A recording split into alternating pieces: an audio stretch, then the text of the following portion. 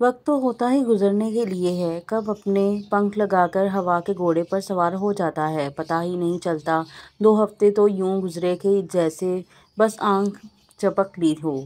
مکمل نے اپنے لاسٹ سیمسٹر کے پیپرز دے دیے تھے اور وہ بہت مطمئن تھی کیونکہ اس نے خوب ساری محنت کی تھی۔ اب بس انتظار تھا تو رزلٹ کا۔ دوسری طرف ملک فیملی تو کرن کی شادی کی تیاریوں میں مگن تھی۔ شادی سر پر تھی تبھی ہر فرد کسی نہ کسی کام میں مگن دکھائی دے رہا تھا۔ گھر کی پہلی شادی تھی لہٰذا سبھی بہت پرجوش تھے۔ شادی کی دعوت دینے کی ساری ذمہ داری حمزہ پر تھی۔ اسی سلسلے میں آج وہ ابراہیم سکندر کے گھر خود ڈیڈ کے اسپیشل کہنے پر دعوت دینے آیا تھا۔ ملک برادران اور سکندر ابراہیم کے کاروباری معاملات بہت اچھے سے طے پا گئے تھے جس کی وجہ سے ان کے مابین باہمی دوستانہ ماحول بھی پیدا ہو چکا تھا۔ تبھی جواد ملک اور دلاور ملک نے ان کو اپنی فیملی کے فنکشنز میں بلانے کا سوچا تھا۔ ویسے بھی بزنس کے معاملے میں اعتماد پہلی چیز تھی جو وہ دونوں کمپنیز ایک دوسرے پر کر چکی تھی۔ ابراہیم سکندر جس قدر دوست شناس اور پولائٹ انسان تھے اتنے ہی باروب اور سحر انگیز بھی تھے، اور دوسری طرف ملک برادران بھی ملک کی جانی مانی کمپنی کے اونرز تھے۔ کاروباری معاملات کے ساتھ ساتھ ہمیشہ کی دوستی بھی استوار ہو رہی تھی جس کی پہلی اینٹ ملک فیملی کی طرف سے لگ چکی تھی۔ رائل بلو 3 پیس بوٹ اسکائی بلو شرٹ پہنے حمزہ چہرے پر دھیمی مسکراہٹ لیے ابراہیم سکندر کے روبرو بیٹھا تھا۔ ماہم نے خاصا اہتمام کر دیا تھا جس پر وہ کافی فارمل بھی ہوا تھا۔ اس سب کی کیا ضرورت تھی آنٹی، آپ نے تکلف کر دیا۔ حمزہ اکیلا ہی آیا تھا۔ عبید کے ساتھ ساتھ ابراہیم حمزہ سے بھی امپریس لگ رہے تھے۔ ماہم بھی مسکرائی تھیں جبکہ ابراہیم سکندر کے چہرے سے دھیمی مسکان الگ ہوتی ہی نہیں تھی۔ اس میں تکلف کیسا بیٹا جانی، آپ اپنا ہی گھر سمجھیے۔ اب ایسی بات کہہ دی گئی تھی کہ حمزہ بھی اس قدر شفقت پر مسکرا دیا تھا۔ انکل آپ سب نے شادی پہ ضرور آنا ہے، ڈیڈ نے خاص تاکید کی ہے۔ کارڈ وہ پہلے ہی ابراہیم کو دے چکا تھا۔ مسکراہٹ اور مان لیے اب شدید اصرار آیا تھا۔ ہاں بالکل ہم سب ضرور آئیں گے۔ جواد اور دلاور کو میری طرف سے شکریہ کہنا۔ فیملی فنکشن میں بلا کر وہ مجھے بہت عزت دے رہے ہیں اور مجھے ان کے اس خلوص پر بہت خوشی ہوئی۔ ابراہیم بھی نہایت گرم جوشی لیے تھے۔ کون آیا ہے؟ مکمل آج کل گھر ہی تھی۔ کمرے سے باہر نکلی تو لاؤنج سے آتی آوازوں پر پلٹتے ہوئے ملازمہ سے پوچھتے بولی تھی۔ دن کا 1 بج رہا تھا اور مہارانی ابھی جاگی تھی۔ Dark purple and white sleeping long shirt and trousers پہنے وہ ابھی بھی آنکھوں میں نیند لیے تھی۔ ایک نیند کا کام تھا جو محترمہ بنا رکے دل کھول کر سر انجام دیتی تھیں۔ جی بڑے صاحب کے بزنس فرینڈ کے بیٹے آئے ہیں، شاید اپنی بہن کی شادی کا دعوت نامہ لے کر۔ ملازمہ نے فل BBC کے نمائندے کی طرح ساری تفصیل سے بتایا تو مکمل کسی سوچ میں پڑ گئی۔ لگتا ہے وہی اندھے کا ٹیلے جیسا دوست آیا ہے۔ بڑے پرسوچ انداز میں وہ اپنے چہرے پر ہاتھ پھیرے، خود کو مکمل جگائے، اندازہ لگائے لاؤنج میں گئی مگر اندر کسی اور نوجوان کو جلوہ گر دیکھ کر تھوڑی مایوسی ہوئی۔ وہ تینوں ہی مسکرائے تھے۔ ہائے، ہلکی سی آواز میں اب وہ اس نوجوان کو بولی تھی جو بدلے میں ہلکی سی مسکراہٹ دیے متوجہ ہوا تھا۔ یہ میری پرنسس ہے مکمل، اور مکمل یہ میرے بزنس فرینڈ مسٹر جواد کے بیٹے ہیں حمزہ ملک۔ ابراہیم نے تعارف دیا اور مسکرا کر اپنے پاس آ کر بیٹھتی مکمل کو خود سے لگا کر مسکرائے۔ ماشاء اللہ، بہت خوشی ہوئی آپ سے مل کر مکمل، بالکل میری چھوٹی بہن جیسی ہیں یہ تو، وہ بھی اس کی عمر کی ہے۔ حمزہ کافی ہنس مکھ اور چارمنگ تھا، اس کا اندازہ مکمل کو ہو گیا تھا، اور وہ تھا ایک نمبر کا سنجیدہ ترین خڑوس سڑی شکل والا بورنگ۔ مکمل دل تک بدمزہ ہوئی۔ ماشاء اللہ، اللہ سب بیٹیوں کی قسمت اچھی کرے۔ اب تو ماہم بھی دعائیہ انداز میں بولی تھی۔ ملازمہ اب کباب اور کچھ اور لوازمات بھی لا چکی تھی مگر حمزہ اب شاید جانے کو تیار تھا۔ ٹھیک ہے انکل، اب میں چلوں گا، دراصل ابھی کئی کارڈز ڈسٹریبیوٹ کرنے ہیں۔ حمزہ بھی اب چائے کا کپ سامنے دھرے بولا تھا۔ ارے کچھ کھایا تو ہے نہیں آپ نے بیٹا؟ ماہم تو اب شکوہ سا لیے تھیں جس پر وہ کھڑا ہوئے مسکرایا تھا۔ ابراہیم بھی کھڑے ہو چکے تھے۔ انشاءاللہ اگلی بار کھانا بھی کھاؤں گا، وعدہ رہا۔ ابھی چلوں گا، آپ کی فیملی سے مل کر دلی خوشی ہوئی۔ انکل، حمزہ اب ہاتھ ملائے اپنی خوشی ظاہر کیے تھا جس پر ابراہیم سے تھپک کر ساتھ لگائے مسکرائے تھے۔ مکمل تو ایسی سچویشن میں بلینک فیس ہی لیے ہوتی تھی۔ نو کمنٹ والا سڑا اور بے تاثر۔ جیتے رہو، سب کو میرا سلام کہنا اور ہم ضرور آئیں گے۔ چلو میں تمہیں باہر تک چھوڑ دیتا ہوں۔ اب تو حمزہ بھی اس عزت پر شرمندہ سا ہوا تھا۔ وعلیکم السلام، آپ بیٹھیں، میں چلا جاؤں گا، اجازت، اور ہمیں آپ سب کا انتظار رہے گا، اللہ حافظ۔ بہت ادب اور محبت سے وہ کہتا ہوا باہر نکلا تھا اور ماہم تو اب محبت سے اسے جاتا دیکھ کر مسکرائیں۔ کتنا پیارا ہے نا ماہم کی بات پر ابراہیم تو ہنسے، جبکہ مکمل ضرور ماں جان کی حسرت پر آنکھیں پھاڑ چکی تھی، کیونکہ آج کل دنیا کا ہر لڑکا ہی انہیں بڑا پیارا دکھائی دے رہا تھا۔ مکمل کو پیا گھر سدھارنے کا ظالم منصوبہ جو بنائے بیٹھی تھیں۔ لو جی، اب خیر نہیں، سکندر بھی شرارت لیے ماہم کی اس تعریف پر ہنسے تھے۔ ہاں، ایسا ہی سمجھیں۔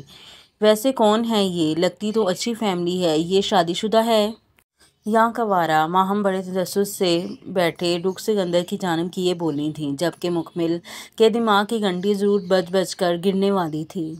ہو نہ ہو، یہ ماہم تو اب ہر طرف مکمل کے لیے لڑکا ہی تلاش کر رہی تھیں۔ بھئی بیگم صاحبہ، بہت اچھی فیملی ہے، تم ابھی عبید ملک سے نہیں ملی؟ کیا بچہ ہے وہ، اسے دیکھ کر لگتا ہے کہ وہ بہت آگے جائے گا، کیا دماغ ہے اس کا، ناقابل شکست سا، اور سچ پوچھو تو میں اس بچے کا فین ہو گیا ہوں۔ ابھی سے وہ بہت زیادہ فوکسڈ اور پختہ سوچ کا مالک ہے، اور یہ حمزہ ہے ماشاءاللہ، یہ بھی کسی سے کم نہیں۔ مکمل کے بھی کان کھڑے تھے، جو ڈیڈ کے ساتھ لگی ریموٹ پکڑے چینل بدل رہی تھی، پر کان وہیں تھے۔ یہ عبید اور حمزہ نامہ اب اس کے کان پکانے والا تھا۔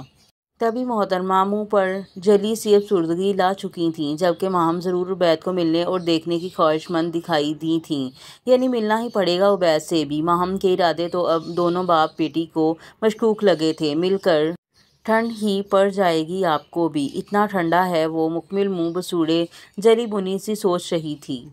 ہاں ہاں ہاں، مل لینا شادی پہ، اور میری گڑیا بتائے کہ کیسی ہے؟ اب تو وہ ہلکی سی مسکراہٹ لیے مکمل کی گال چھوئے بولے تو وہ مزید گرفت مضبوط کیے ساتھ چپک چکی تھی۔ لاڈ تو صرف ڈیڈ اور آپی کے لیے ہیں اس کے، میں تو نظر ہی نہیں آتی، ہائے کیا جیلسی تھی۔ اب تو مکمل بھی ہنسی تھی اور فوراً اسے دوڑے ایک زور کا حگ ماہم کو کیے مسکرائیں۔ آپ بھی میرے دل کا ٹکڑا ہیں میری اینگری ینگ مما۔ ماہم کی گال کھینچے شرارت لیے مکمل شاید ماہم کو یہ ملک نامہ بلانے کے لیے بولی تھیں، جس پر اس سمیت سکندر اور ماہم دونوں ہی ہنسے تھے۔ ایک دن بعد مہندی تھی اور آج ہی کرن کو مایوں بٹھا دیا گیا تھا اور باقاعدہ ہلکی سی ڈھولک سیریمنی کا اہتمام کیا گیا تھا۔ شام ہوتے ہی سب مہمان بھی آ چکے تھے، پورا گھر بہت شاندار سجاوٹ سے مزین تھا، دیدہ زیب اور آنکھوں کو فرحت بخشتی ہوئی پھولوں کی سجاوٹ اور رنگ برنگی لائٹنگ بھی کمال تھی۔ سب ہی لوگ کسی نہ کسی کام میں غرق تھے۔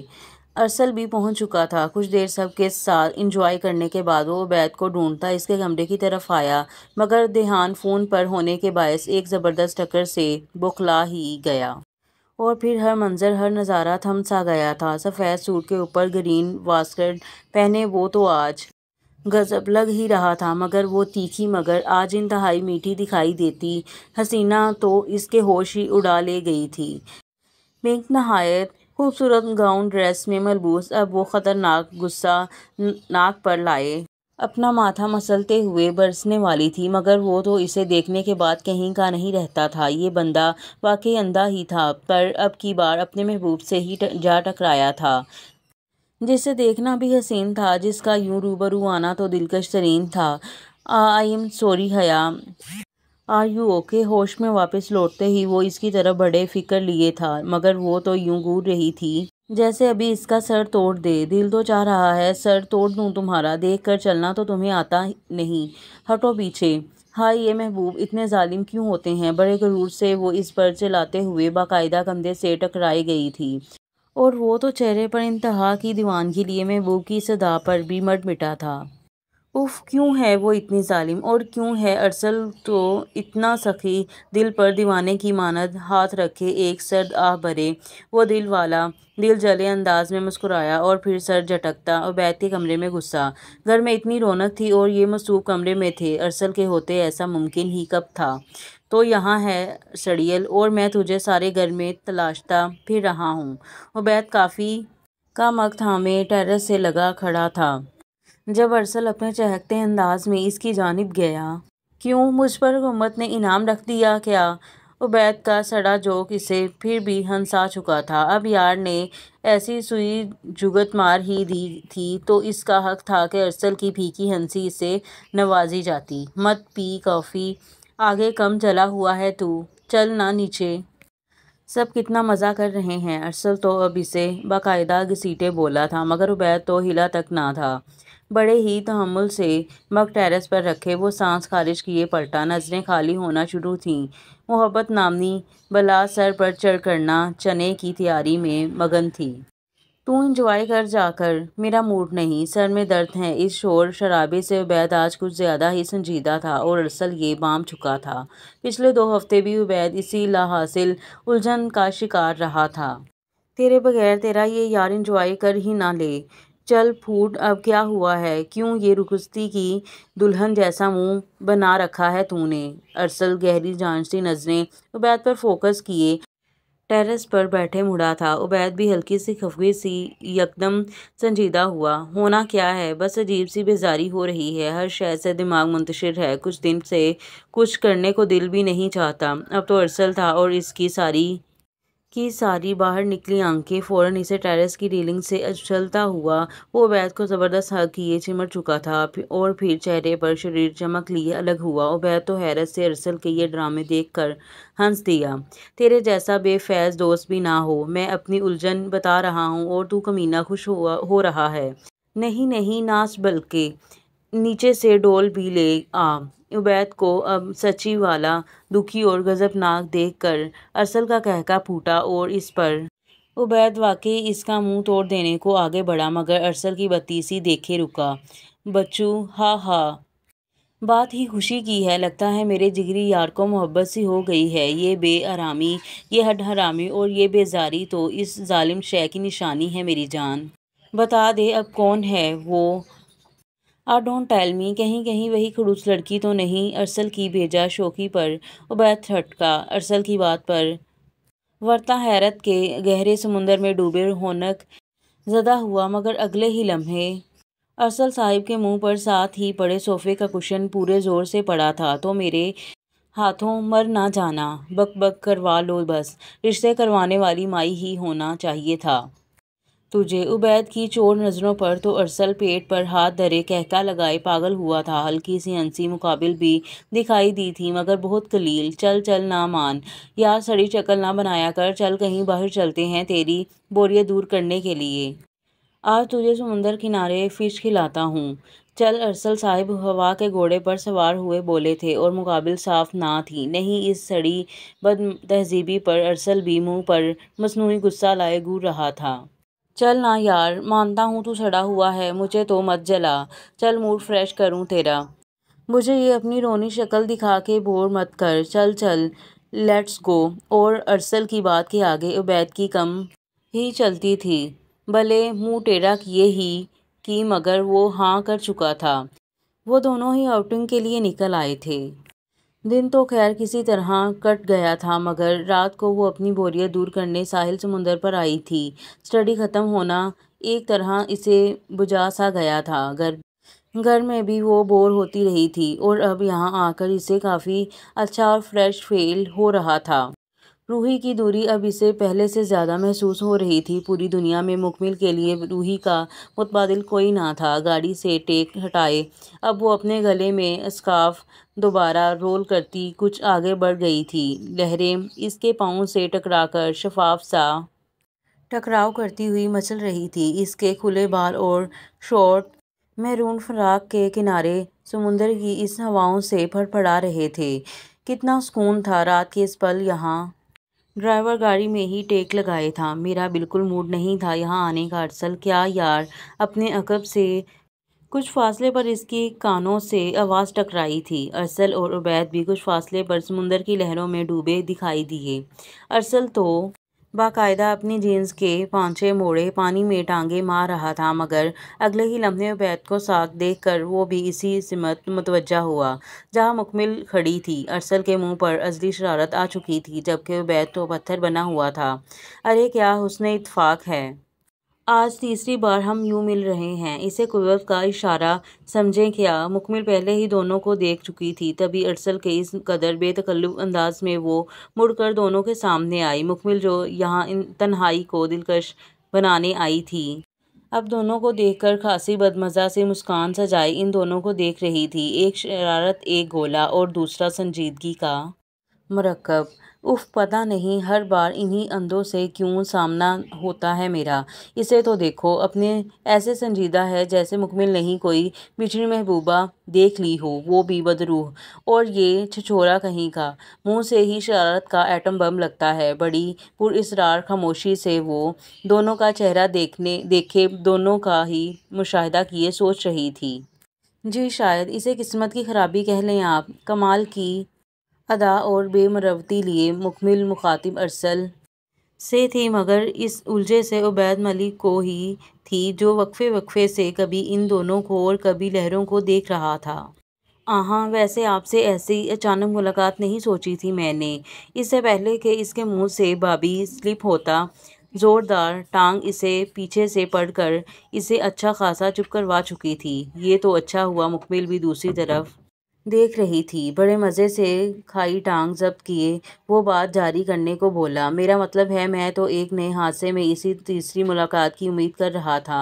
ارسل کافی شریر بھی تھا اور مکمل یہ اچھے سے اندازہ تھا، اگر حادثات کا اس قدر شوق ہے آپ کو تو کسی دن گاڑی سے اڑا نہ دوں۔ اس بار ارسل بھی قہقہ لگائے ہنسا تھا، شکل سے ہی نہیں ارادوں سے بھی وہ اچھی سڑی لگی تھی۔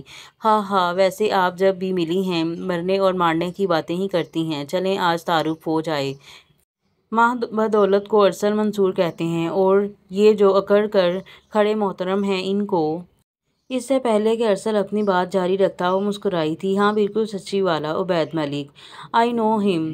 اب تو عبید تو ساخت ہوا ہی تھا، مگر ارسل بھی حیران سا مسکرایا تھا، ایک میسنی ہنسی سے وہ عبید کو دیکھ کر ہنسا اور پھر واپس مڑا۔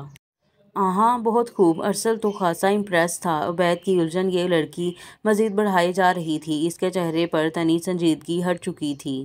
مجھے مکمل سکندر کہتے ہیں، دل تو نہیں چاہ رہا تھا مگر کہہ دیتی ہوں کہ اس بار بنا کسی حادثے کے آپ سے مل کر اچھا لگا۔ خیر آپ دونوں انجوائے کیجئے، میں اب چلتی ہوں۔ ہلکی سی مسکراہٹ دیتی ہوئی مکمل ایک نظر اس ساخت سے پراسرار عبید ملک پر ڈالے اپنی گاڑی کی طرف مڑی تھی، اس کے جاتے ہی ارسل بجلی کی سپیڈ سے مڑا اور ایک نظر اس چالاکو عبید پر ڈالی جو اس سمت دیکھ رہا تھا جہاں مکمل کی گاڑی گئی تھی۔ کیا نظروں سے اسے گھر تک چھوڑنے کا ارادہ ہے؟ ویسے کس قدر بے شرم ہے تو، مل بھی لیا، جان پہچان بھی ہو گئی اور مجھے دودھ میں مکھی کی طرح نکال پھینکا۔ اوئے بھول مت کہ بھابی میں نے پسند کی تھی۔ ارسل باقاعدہ مصنوعی خفگی لیے ناراض محبوبہ کی طرح ناک ٹیڑھی کیے اس کے سامنے ہاتھ لہرائے تن کر بولا تو عبید بھی اپنے خیالوں سے باہر نکل کر مسکرا دیا، بکواس مت کر، ایسا کچھ نہیں ہے، اور تو اس سے بھابی کی اس خوشی میں بولنے والا تھا۔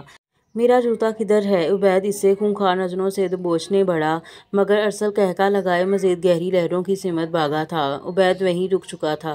موصوف کو گہرے پانی سے ڈر لگتا تھا، اس کی ذات کی سب سے بڑی کمزوری، مگر ارسل کی شرارتی ہنسی اسے ہنسا چکی تھی۔ اب میں سمجھا میرے یار کی اداسی کا سبب، یعنی ہم تو مر بھی چکے، لٹ بھی چکے۔ اوئے عبید کہیں محبت تو نہیں کر بیٹھا تو، سچ بتا دے، یہ نہ ہو وقت گزر جائے اور تو پھر دیوانہ وار کہتا پھرے کہ ہمیشہ دیر کر دیتا ہوں۔ ارسل اب زیادہ ہی شوخا ہو رہا تھا، مگر وہ چپ چاپ بس مسکرا رہا تھا۔ ارسل کے چہرے پر بہار تھی۔ ارسل باز آ جا، ایسا کچھ نہیں ہے، ڈیڈ کے دوست کی بیٹی ہے وہ۔ وہیں ایک سرسری ملاقات ہوئی تھی، چہرے پر سنجیدگی لائے اب وہ ارسل کو صفائی دے رہا تھا، اور ارسل کا شک اب یقین میں بدل چکا تھا۔ تبھی وہ بتیسی نکالے عبید کی طرف واپس آ رہا تھا۔ تو مجھے بہلا نہیں سکتا، اتنا تو خود کو نہیں جانتا جتنا یہ ارسل تجھے جانتا ہے۔ تیرے چہرے پر پہلی یہ الجھن تجھ سے پہلے ارسل نے دیکھی تھی۔ ارسل کے چہرے پر بھی سنجیدہ لہر سجی تھی، اور اب عبید لاجواب تھا۔ اپنے بالوں میں ہاتھ پھیرے وہ ارسل سے نظریں چرا چکا تھا۔ ایسا کچھ نہیں ہے، اب دماغ مت چاٹ۔ عبید صاحب پھر سے اس سب سے فرار حاصل کرتے سڑو بنے تھے، اور ارسل سنجیدگی سے یک دم شرارت کی طرف لوٹا تھا۔ نظریں اب میسنی ہنسی میں لپٹ کر عبید ملک کا چہرہ مبارک فوکس کر چکی تھیں۔ اب یہ جوکروں کی طرح مشکوک سا ہنس کیوں رہا ہے؟ عبید نے اب ایک نظر ارسل کی شرارتی چہرہ دیکھے ڈانٹ کر اپنے چہرے کے رنگ چھپائے کہا تھا۔ یار کی خوشی میں سب سے زیادہ خوش ہونے کا حق جو میرا ہے۔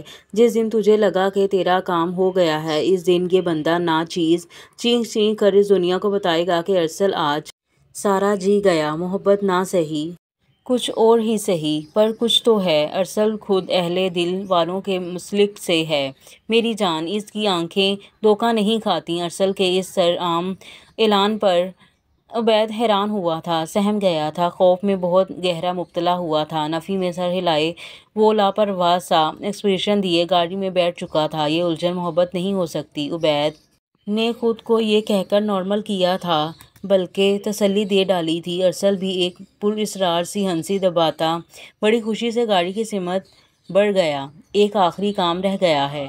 تیری امانت تیرے سپرد کرنی ہے، اپنے جنون کے بے معنی اضطراب کو تمہارے دروازے کے ڈور میٹ پر رکھ کر زمانے کی زنجیر کھینچنی ہے۔ دل جلے گا دل سوز حیرت سے دہک اٹھا تھا۔ خدا خیر کرے بھئی، ایک بار تو پکڑاؤ ذرا، کیا صورتحال ہے ملک کی۔ صبح ناشتے پر تمام افراد خانہ موجود تھے سوائے عبید کے، اور ایسا بہت کم ہوتا تھا کہ وہ ناشتے پر موجود نہ ہو۔ یا تو طبیعت خراب ہوتی تھی یا پھر دل ہلا ہوتا تھا۔ جواد نے چائے کا کپ اٹھائے میمونہ کو کہا، جو اب جوس رکھتے ہوئے انہیں اخبار اٹھا کر دے رہی تھی۔ مہرین بھی اسی وقت عبید کے کمرے سے آتی دکھائی دی تھی۔ یہ عبید کہاں ہے؟ ناشتہ نہیں کرے گا کیا؟ مہرین کو اداس سا دیکھ کر دلاور بھی فکر مند سے ہو کر بولے تھے۔ باقی بھی متوجہ ہو چکے تھے، حیا ابھی اٹھی نہیں تھی، جبکہ حمزہ سعد کو لے کر نکل چکا تھا۔ سعد کو کالج پہنچانا اسی کی ذمہ داری ہوتی تھی۔ باقی دلاور اور جواد ایک گاڑی میں عبید کے ساتھ جاتے تھے، اور کبھی کبھار عبید اکیلا چلا جاتا اور حمزہ باقیوں کو لے جاتا تھا۔ نہیں، اس کی طبیعت کچھ اپسٹ ہے، کہہ رہا ہے سر میں درد ہے۔ میں ابھی میڈیسن دے کے آئی ہوں، جانتے ہیں نا، ذرا سا شور اس کے سر پر برا اثر ڈالتا ہے۔ مہرین تو اپنے چاند کے لیے بہت زیادہ حساس تھیں۔ اداس سی ٹیبل پر آ چکی تھیں۔ اور زیادہ طبیعت خراب ہے تو میں ڈاکٹر کو کال کر دیتا ہوں۔ جواد بھی ہلکی سی فکر لیے اخبار درے مخاطب ہوئے تھے۔ نہیں بھائی صاحب، اس کے سر کا یہ مسئلہ نیا تھوڑی ہے، میں میڈیسن دے آئی ہوں۔ رات ارسل اسے ساحل پر لے گیا تھا، شاید کچھ اثر پانی کا بھی ہوا ہے۔ اللہ میرے بچے کو ان سب تکلیفوں سے بچا کے رکھے۔ دلاور اور جواد بھی ایک دوسرے کی طرف دیکھ کر سنجیدہ تھے، جبکہ میمونہ بھی اپنا ہاتھ مہرین کے ہاتھ پر دھرے حوصلہ امیز لمس دیے تھے۔ اللہ بہتر کرے گا، اب تو وہ بہت بہتر ہو گیا ہے۔ مہرین، کام کی وجہ سے سر درد ہو رہا ہوگا، محنتی بھی تو بہت ہے، میں اس کے سامنے نہیں کہتا، لیکن میں اس بات کو مانتا ہوں کہ ہماری کمپنی آج اگر اس قدر آگے ہے تو اس میں زیادہ محنت عبید کی ہے۔ حوصلہ رکھو، بہت شیر جوان ہے وہ۔ آج تو جواد بھی تعریف کر گئے تھے، جو ایک بڑی بات تھی۔ پس پردہ تو وہ بیٹی کے لیے دماغ کی خوشامد میں لگے تھے، اور یہ صرف میمونہ جانتی تھی۔ ایسے لوگ مطلب کے بنا تو سانس لینا بھی کم ہی پسند کرتے تھے۔ جی بھائی، مہرین ابھی بھی اداس تھیں۔ اللہ سب بچوں پر اپنا کرم کرے، آمین۔ میمونہ نے بھی مسکراتے لہجے میں دعا دی تھی، جس پر سبھی متفقہ آمین کہہ چکے تھے۔ اچھا سنیں، آج ذرا جلدی آ جائیے گا، آپ کو پتہ ہے نا مہندی ہے کرن کی، باہر کا سارا کام مہمانوں کا استقبال آپ دونوں نے ہی سنبھالنا ہے۔ باقی عبید کو ہم دونوں مائیں ایسا سوپ بنا کے پلائیں گی کہ سارا درد اور سستی اس کی بھاگ کھڑی ہوگی۔ اب تو میمونہ کے خوشگوار انداز پر وہ چاروں ہی مسکرائے تھے۔ ہاں ہاں آمین، تم فکر مت کرو، ہم 2 بجے تک آ جائیں گے۔ ایک اہم میٹنگ نہ ہوتی تو آج چھٹی کر لیتے، آج حمزہ گھر ہی رہے گا۔ سعد کو چھوڑ کے آئے تو تم اسے جو کام رہ گئے ہیں وہ کہہ دینا، باقی میں ارسل کو بھی کال کر دوں گا کہ وہ بھی آ جائے ٹائم سے۔ جواد اب نیپکن سے چہرہ صاف کیے اپنا سیل اٹھا چکے تھے، ناشتہ ہو چکا تھا، اور دلاور بھی اب کوٹ اٹھائے اٹھ کھڑے ہوئے تھے۔ آج گاڑی ڈرائیور ہی چلانے والا تھا۔ وہ دونوں ساتھ ہی آفس کے لیے نکل گئے تھے، جبکہ مہرین اب ٹرے میں عبید کے لیے ناشتہ رکھے ملازمہ کو دے رہی تھی۔ یہ عبید کو دے آؤ، میں اس کے لیے سوپ بناتی ہوں۔ مہرین نے ٹرے دی تو میمونہ مسکراتی ہوئی سامنے اٹھ آئیں۔ تم خود دو اسے، سوپ میں بناتی ہوں۔ ہلکی سی مسکراہٹ کا تبادلہ کیے مہرین ٹرے لیے عبید کے کمرے کی طرف بڑھ گئیں، جبکہ میمونہ بھی ملازمہ کے ساتھ کچن میں چلی گئیں۔ دروازے کی ہلکی سی آواز پر عبید سیدھا تنا ہوا لیٹا تھا، مگر آنکھیں کھولے سیدھا ہوا۔ مہرین ایک پیاری سی فکر مندی سی مسکراہٹ لیے اس کے قریب آئیں اور ٹرے سائڈ ٹیبل پر رکھے روبرو بیٹھ گئیں۔ فل وائٹ میں وہ بہت گریسفل سی دکھائی دے رہی تھیں اور ان کا چاند تو آج ہلکا سا بوجھل چہرہ لیے مسکرایا تھا۔ فل بلیک میں جناب کے بکھرے بال دیر تک یہ بے خوابی کا پتہ دے رہے تھے۔